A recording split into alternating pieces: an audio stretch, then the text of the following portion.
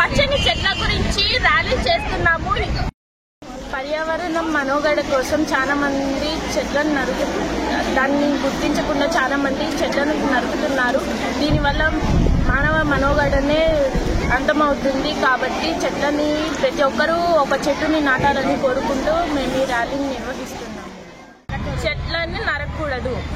పర్యావరణ సంరక్షణ కోసం ప్రజలలో అవగాహన నింపేందుకు కోసం ఈరోజు మేము ఈ ర్యాలీ నిర్వహిస్తున్నాము.